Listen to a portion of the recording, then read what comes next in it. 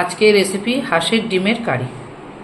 হাঁসের ডিমের কারি করার জন্য নিয়ে নিয়েছি হাঁসের ডিম সেদ্ধ করে, পেঁয়াজ কুচি, টমেটো কুচি, লঙ্কা, জিরে, আদা, রসুন সব পেস্ট করে নিয়েছি। দিয়ে দিচ্ছি তেলের মধ্যে একটু নুন আর একটু হলুদ। এবার ডিমগুলোকে ছেড়ে দেব।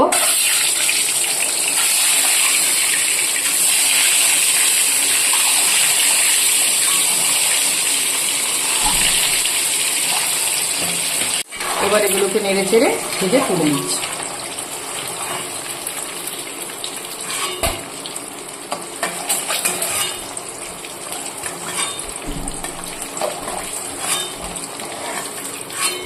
ওই তেলের মধ্যে দিয়ে দিচ্ছি শুকনো লঙ্কা, তেজপাতা, গরম মশলা আর জিরে।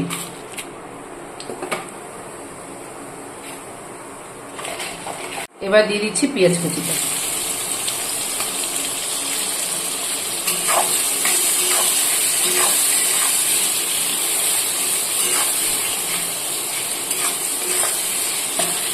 এবার দিয়ে দিচ্ছি রসুন বাটাটা,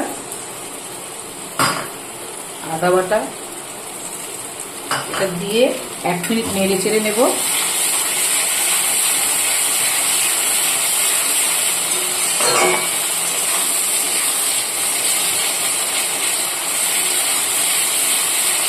এবার দিয়ে দিচ্ছি লঙ্কা আর জিরে বাটাটা। একটা টমেটো আমি কুচিয়ে রেখেছিলাম, টমেটোটা দিয়ে দিচ্ছি।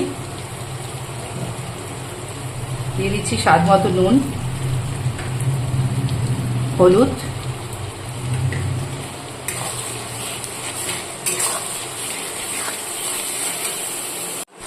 মশলাটা 5 মিনিট ধরে ভালো করে কষিয়ে নেব।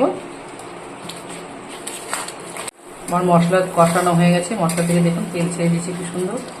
এবার আমি ডিমগুলো দিয়ে দেবো।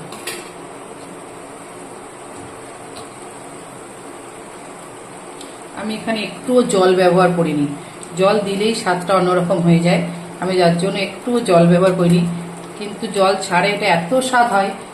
একটুখানি দিয়ে ভাত মেখে খেয়ে নেবেন সব। জিরে আর গরম মশলা খালি কড়াইতে ভেজে তেলে আমি গুঁড়ো করে নিয়েছিলাম, সেটা এবার আমি দিয়ে দিচ্ছি একটুখানি।